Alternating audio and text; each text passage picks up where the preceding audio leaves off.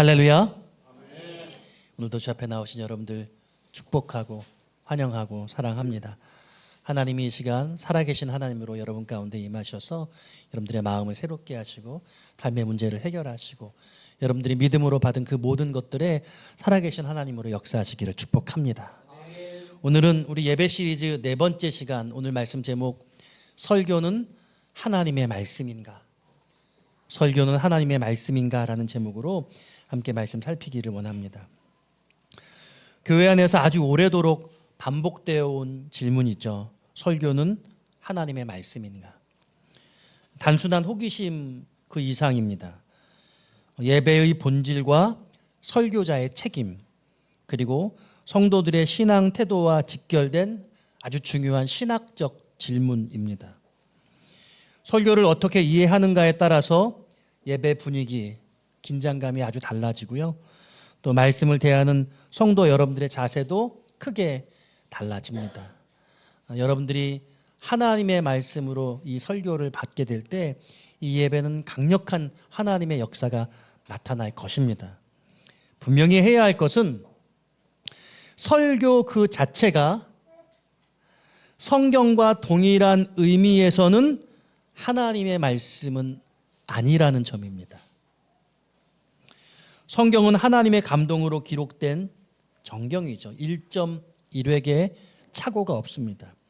오류 없는 하나님의 계시로 교회가 고백해 왔습니다. 반면 설교는 인간, 김성택이라고 하는 설교자가 성경 본문을 연구하고 묵상해서 자신의 언어 그리고 이 시대의 상황 속에 해석하고 선포하는 행위입니다. 이 점에서 설교는 언제나 인간의 한계와 해석의 위험성이 공존합니다. 그러므로 설교를 성경과 동일한 것으로 여기거나 설교자의 말 자체를 무비판적으로 하나님의 음성이라고 동일시하는 태도는 경계해야 해요. 제가 설교자이지만 제 이야기가 다 하나님의 말씀일 수는 없다는 것입니다.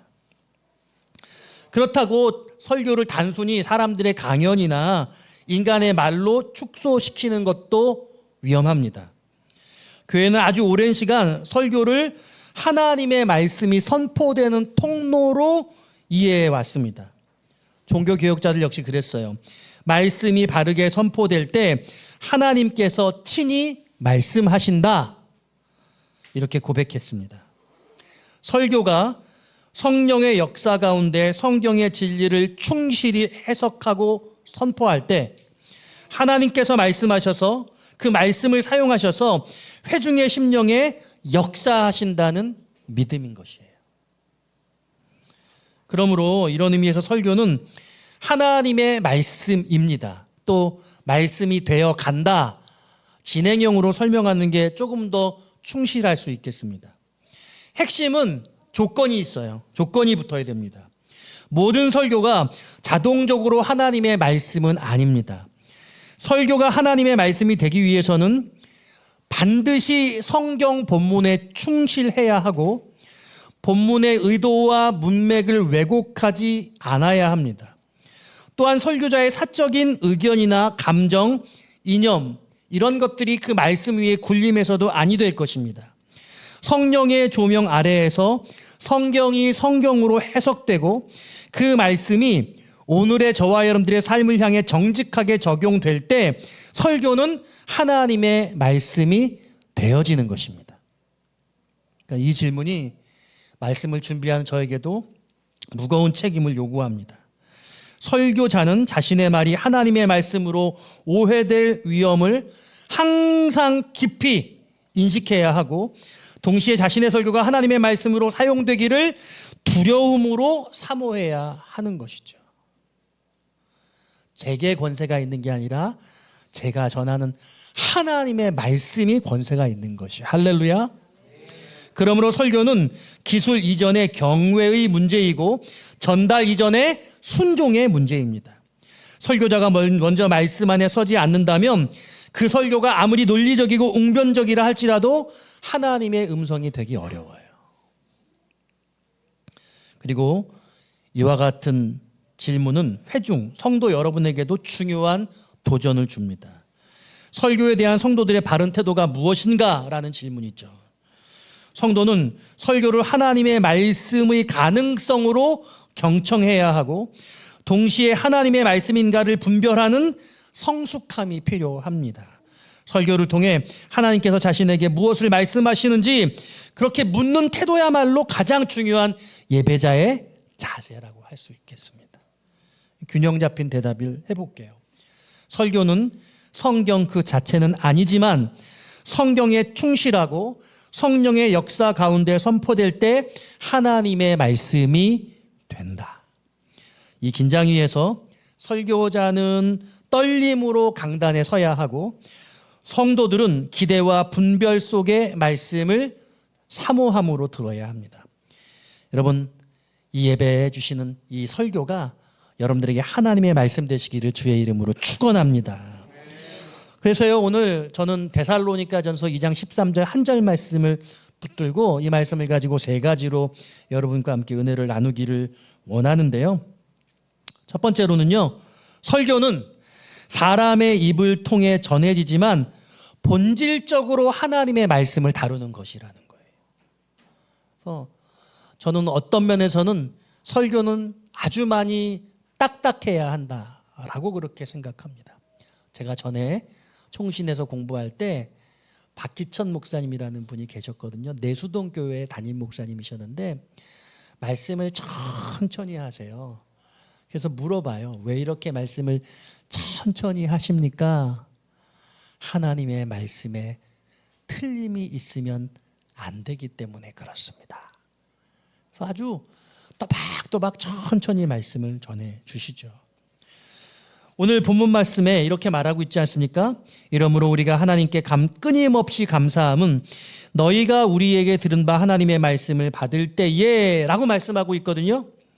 그러니까 지금 바울이 이 성경에서 우리의 말이라고 하지 않고 너희가 들은 바 하나님의 말이라고 말씀하고 있어요.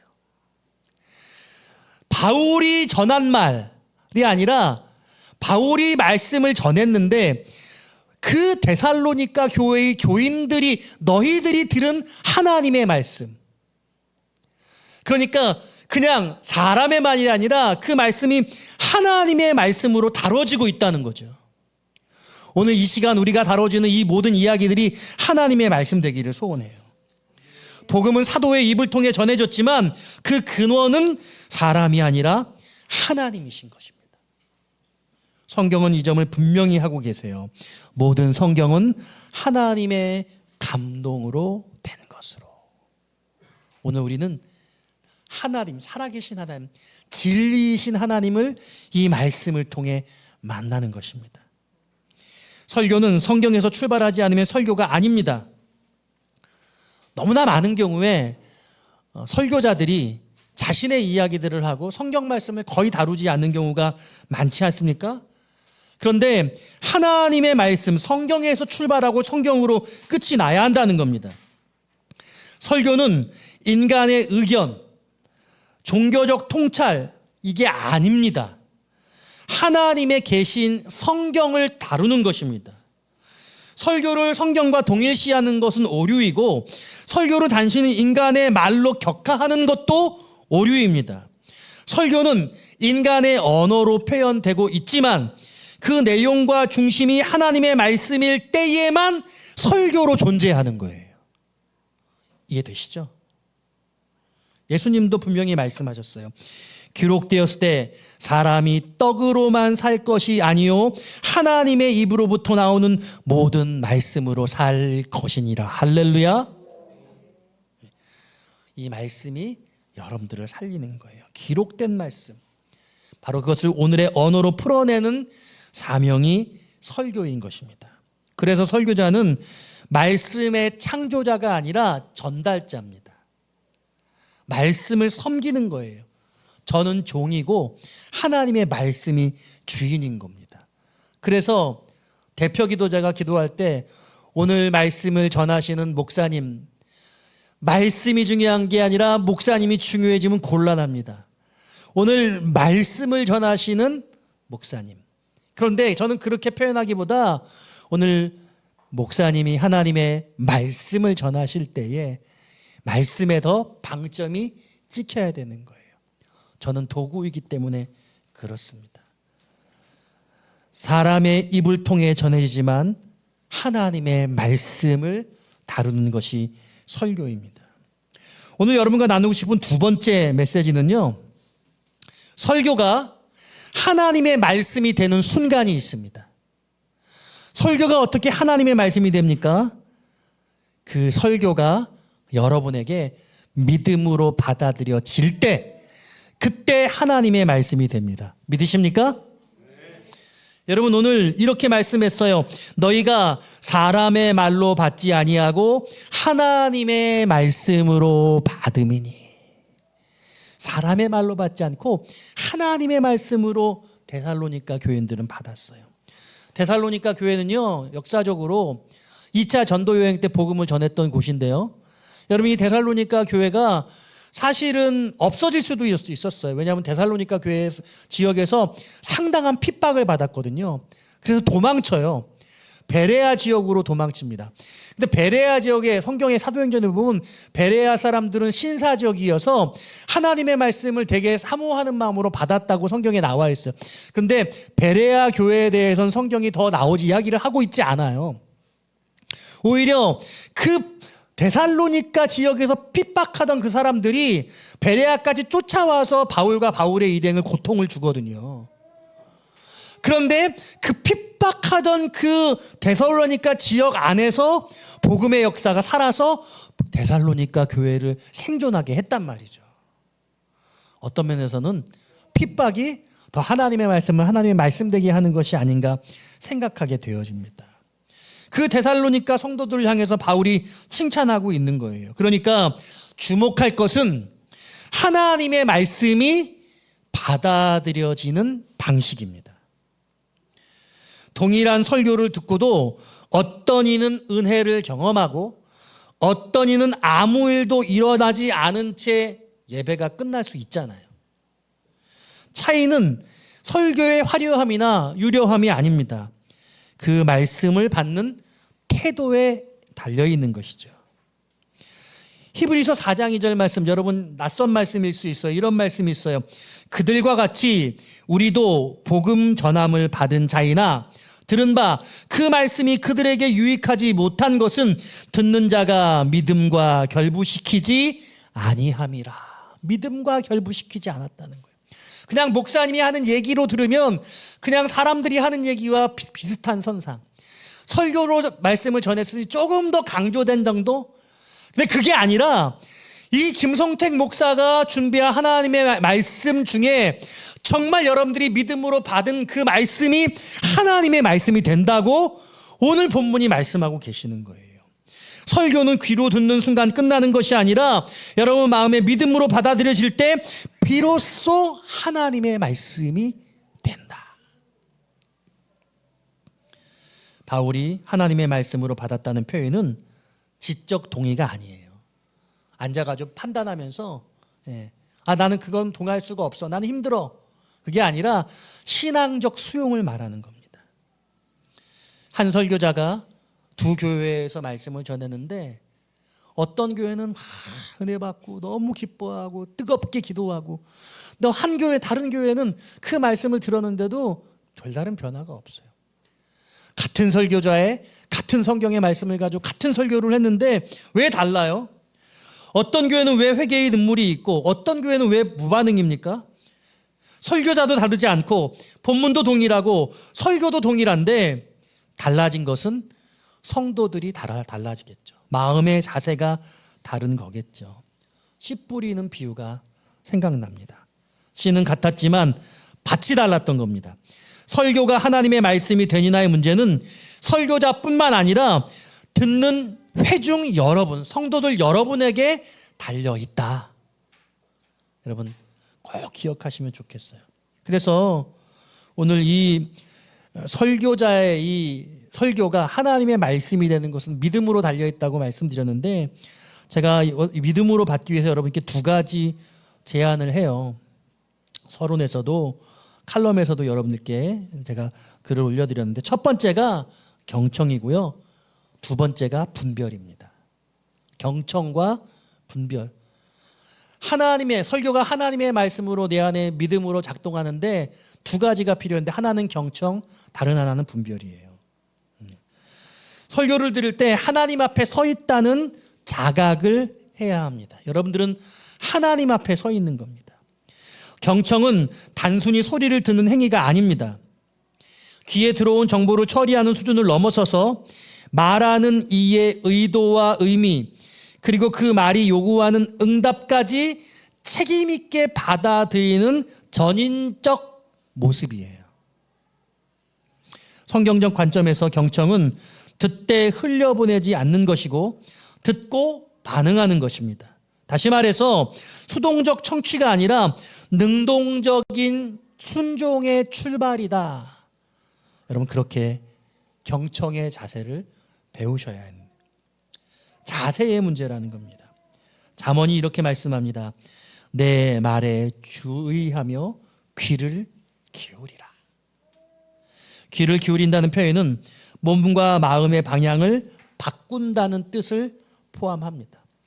제가 전부터, 어렸을 적부터 그런 이야기를 참 많이 들었는데요. 제가 방에서 막 뭘 하고 있는데 밖에서 이제 엄마가, 아주 제가 청소년 때죠, 부엌에서, 방도 뭐 집이 크진 않지만 아들 밥 먹어 부르는 거. 그럼 제가 무언가 집중하고 있다가 보면 못 들을 때가 있잖아요. 그러면 어떤 일이 벌어져요? 문을 벌컥 열고 들어와서 그렇게 밥을 먹으라고 하는데 왜 말을 안 듣냐는 거예요. 아들이 문제예요? 엄마가 문제예요? 아들이 문제죠? 예, 그런 문제, 그런 적 여러 번 있으시군요. 예, 똑똑 문을 열고, 예, 식사하자고 대면을 해야 되는 것이거든요. 그러니까 하나님의 말씀에 대면할 준비가 되어 있어야 하는 것입니다. 하나님 앞에서의 경청은 더더욱 그러하지 않습니까? 말씀 앞에서 경청한다는 것은 내 생각과 경험, 그것을 내려놓는 겁니다. 말씀, 하나님의 말씀을 재단하지 않고 말씀이 나를 판단하고 나를 다스리고 지배하도록 나 자신을 내어놓는 것입니다. 잠언 1장 5절이 말씀해요. 지혜로운 자는 듣고 학식이 더할 것이요 명철하는 자는 지략을 얻을 것이라. 누구든지 내게 들으며 날마다 내 문 곁에서 기다리며 문설주 옆에서 기다리는 자는 복이 있나니. 너희는 귀를 기울이고 내게로 나와 들으라. 그리하면 너희의 영혼이 살리라. 그러므로 믿음은 들음에서 나며 들음은 그리스도의 말씀으로 말미암느니라. 여러분, 성경이 얼마나 많은 경우에 하나님의 말씀에 귀 기울이라고 하고 계십니까? 바로 이 경청이 관계를 만들어 가는 겁니다. 사람이 진정으로 존중하고 있다고 느끼는 순간은 누군가가 자신의 말을 끝까지 들어주는 것 아니겠습니까? 예. 엊그저께 우리 딸이 사진첩을, 수학여행 갔다 온 사진첩을 막 보면서 아빠 보라고, 지금 보고 있냐고, 눈이 안 보는데, 제가 사실 보기 싫었거든요. 예. 그날 그 순간만큼은 그게 안 되더라고요. 제가 좀 마음이 안 좋았거든요. 네. 말씀을 경청하는 삶은 하나님을 신뢰한다는 고백이고 그분의 말씀에 권위를 부여하는 행동입니다. 귀 있는 자는 들을지어다. 성경은 반복해서 말씀하고 계세요. 단순히 청각적 요청이 아니라 삶의 방향을 하나님께로 향하여서 태도를 바르게 하고 갖추고 서라는 겁니다. 듣는 기술이 아니라 사는 삶의 방식이라는 겁니다. 무엇을 듣고 어떻게 듣고 들은 후에 어떻게 반응하느냐, 이것이 한 사람의 신앙의 인격을 만들어가는 겁니다. 경청하는 사람은 말씀이 머무를 공간을 삶 속에 마련할 수 있는 거예요. 이 예배가 그런 시간입니다. 바쁘다고 이런저런 이유로 하나님과 이 경청의 순간을 외면한다는 것은 하나님이 얼마나 서운하게 생각하시겠어요. 그런 의미에서 경청은 모든 변화의 출발점이고 하나님 앞에서 가장 기본적이고 가장 중요한 순종의 모습인 것입니다. 여러분, 말씀 앞에 경청하는 여러분 되시기를 바랍니다. 두 번째가 분별이라고 했습니다. 경청은 분별과도 깊이 연결이 있어요. 왜냐하면 성경은 무조건적으로 듣는 태도를 또한 경계하고 있어요. 아까 경청은 무조건적으로 듣는 태도 같은데 꼭 그렇지 않다는 겁니다. 잠언 18장 13절에 이런 말씀이 있어요. 사연을 듣기 전에 대답하는 자는 미련하여 욕을 당한다. 이런 거 있잖아요. 막 말하고 있는데 그 사람이 뭐 말하는지 다 알 것 같아. 그래서 말 끊고 얘기하려고 하잖아요. 말 중간에 끊고 들어오면 정말 기분 나쁘지 않습니까? 성경이 그런 말을 하고 있어요. 다 알 것 같아도 기다려줘야 되는 거예요. 그게 경청의 모습이에요. 근데 여러분 그렇게 하면 잘못하면 섣불리 판단할 수 있다는 겁니다. 경청 없는 반응이 얼마나 위험한지를 알려주는 거예요. 참된 경청은 감정적 공감에만 머물지 않고 무엇이 진리인지 무엇이 하나님의 뜻인지 식별하는 직접 영적 긴장감을 포함하고 있는 겁니다. 설교가 성경의 말씀과 일치하는지를 확인하고 말씀에 따라 삶을 변화시키는 순종이 필요한 거예요. 여러분 잘 아시는 솔로몬이 이렇게 기도하지 않았습니까? 누구든지 주의 종에게 듣는 마음을 주사 주의 백성을 재판하여 선악을 분별하게 하옵소서. 잘못하면 이단에 끌려가잖아요. 많은 정치인들이 사람 앞에 와서 하나님이라고 경배하는 그와 같은 일이 한국 정치에 언론에 보도돼서 얼마나 시끄럽습니까? 여야를 가리지 않고 그랬죠. 근데 또 입 닫고 그런 일 모른다고 또 그렇게 말하기도 하고 거짓말들을 참 잘한다는 생각을 뉴스를 보면서 해요. 그러니까 우리는 그런 것들을 분별할 수 있는 영적인 눈이 필요합니다. 너희는 이 세대를 본받지 말고 오직 마음을 새롭게 함으로 변화를 받아 하나님의 뜻이 무엇인지 분별하도록 하라. 영을 다 믿지 말고 오직 영들이 하나님께 속하였나 분별하라. 분별은 단순히 옳고 그름을 가려내는 판단 능력이 아닙니다.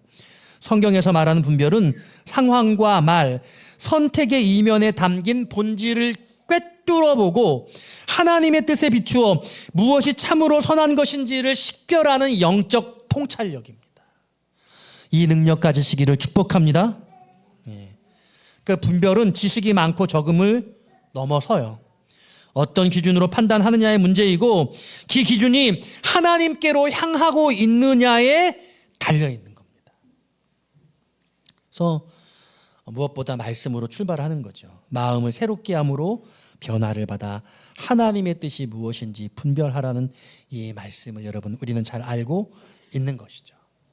그래서 설교가 하나님의 말씀이 되려면 그 말씀을 믿음으로 받아야 하는데 믿음으로 받을 때 비로소 하나님의 말씀이 되는데 무분별하게 받으면 잘못된 가치가 믿음이 돼버려요.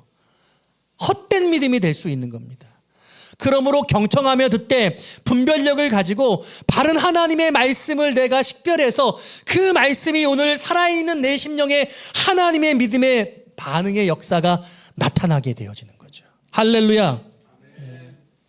이렇게 세 번째로 여러분께 드리는 말씀은 이렇게 내 마음속에 믿음으로 반응하는 그 말씀, 하나님의 말씀으로 받은 그 설교는 반드시 삶 속에서 역사하신다. 반드시 삶 속에서 역사하신다. 하나님의 말씀이 살았고 운동력이 있어요. 그 말씀이 내 마음의 믿음으로 받아들일 때 내 삶을 바꾸어 놓습니다. 말씀의 진정성이 반응으로 증명되는 것입니다. 이 말씀이 또한 너희 믿는 자 가운데서 역사하느니라. 오늘 본문의 마지막 부분이에요.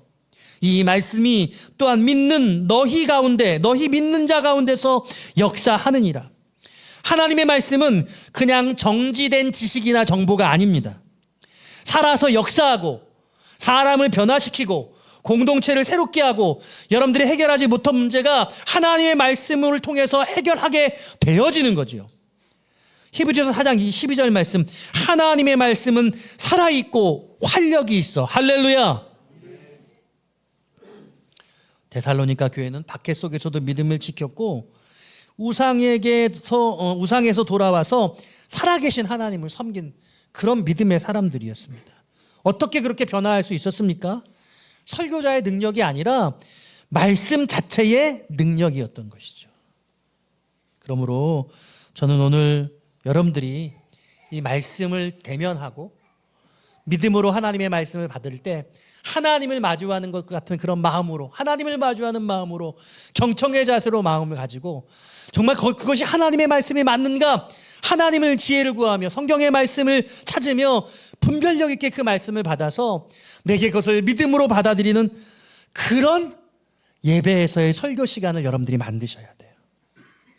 결론입니다. 매 주일의 설교가 여러분에게 하나님의 말씀이 되게 하시기를 바랍니다. 말씀을 정리해요. 설교는 사람의 입을 통해 전해지지만 본질적으로 하나님의 말씀을 다룬다고 했습니다. 설교가 하나님의 말씀이 되는 순간은 그것이 믿음으로 받아들여질 때라고 했습니다.